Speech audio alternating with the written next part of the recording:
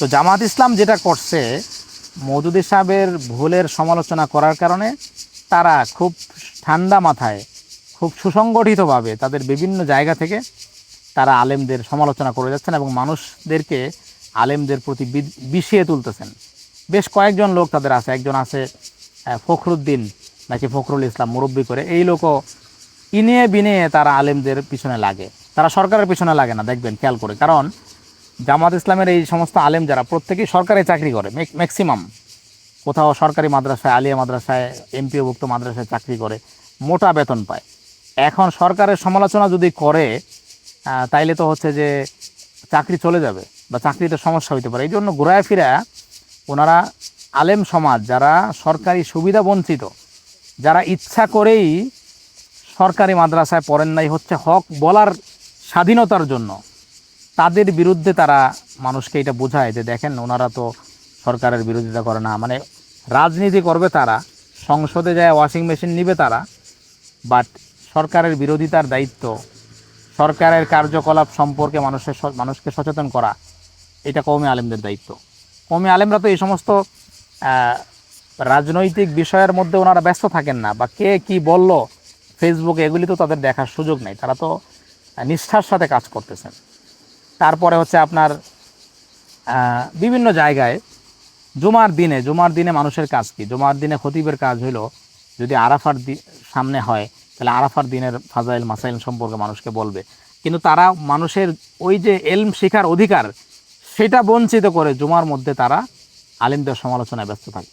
তো আমি বলবো কি, দেখেন বাংলাদেশের যে ঐক্যটা, এটা খুব খুব মানে খুব ছোট্ট একটা জায়গায় আটকে আছে। মওদুদী সাহেবের কিছু ভুল, যেগুলোকে যদি জামাত বাদ দেয় তাহলে মওদুদী সাহেব অপ্রাসঙ্গিক হয়ে যাবে।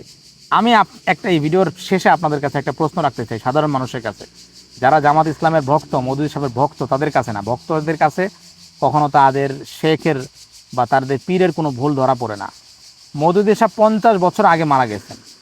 এখন যদি তার একটা দুইটা ভুল বই বাদ দিলে পরে বাংলাদেশের মুসলমানদের ঐক্য হয়ে যায়, বাংলাদেশের মুসলমানরা একটা প্ল্যাটফর্মে চলে আসতে পারে, সেটা বাদ কি দেওয়া উচিত?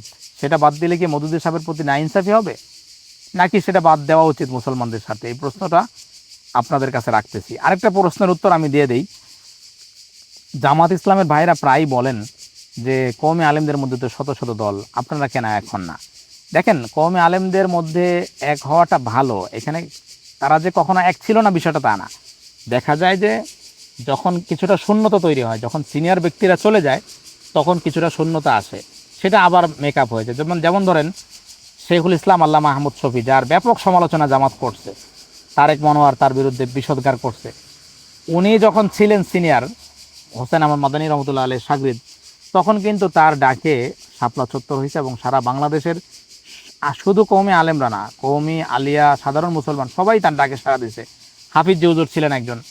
এখন বাংলাদেশে কিছুটা শূন্যতা আছে, মানে এখন যারা আছেন কওমি অঙ্গনে কেউই কারো থেকে সিনিয়র না। মামুনুল হক সাহেব আছেন, উনি জুনিয়র মোস্ট, উনি বলা যেতে পারে যে আকাবির পর্যায়ে বা একেবারে সিনিয়র পর্যায়ে উনি না।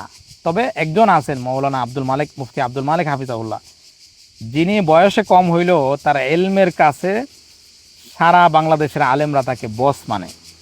তো ওনার নেতৃত্বে কিন্তু বাংলাদেশের কওমি আলেমরা ঐক্যবদ্ধ, উনি যা বলবেন সবাই করবে, ঐক্য আছে। কওমি আলেমদেরকে ওনারা যদি ডাক দেন ঐক্য হয়ে যাবে।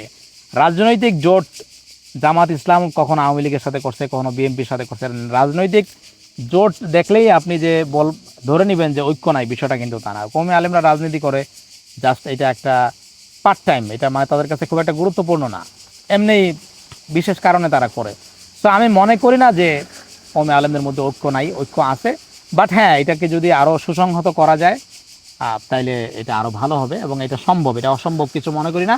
তবে মওদুদী সাহেবের সাথে কখনোই ঐক্য সম্ভব না। জামাত ইসলাম যদি ওনাকে ছেড়ে দেয় তাহলে জামাত ইসলাম বাংলাদেশের 80% আলেমদেরকে পেয়ে যাবে, যারা মানুষকে জামাত ইসলামের পক্ষে কথা বলবে মানুষের কাছে। বাট আমি মনে করি আমার অবজারভেশনে যে মওদুদী সাহেবই একমাত্র ফ্যাক্ট যার কারণে কওমি আলেমদের সাথে জামাতের ঐক্য হইতেছে না। জামাতের এই সুযোগটা আছে, যদি মওদুদী সাহেবের 2-3টা বই বাদ দিয়ে দেয় তাহলে কওমি আলেমদের সাথে ঐক্য সম্ভব। এতক্ষণ পর্যন্ত যারা ভিডিওটা দেখলেন, আপনারা আমাকে জানাবেন যে ভিডিওটা আপনাদের কেমন লাগলো। আর আপনাদের কাছে যদি ভালো লাগে, যদি মনে করেন উম্মার জন্য আমার এই সময় দেওয়াটা, আমার এই মন্তব্যটা কোনো কাজে আসবে, তাহলে আপনারা শেয়ার করতে পারেন। আল্লাহ হাফেজ। আসসালামু আলাইকুম রহমতুল্লাহ।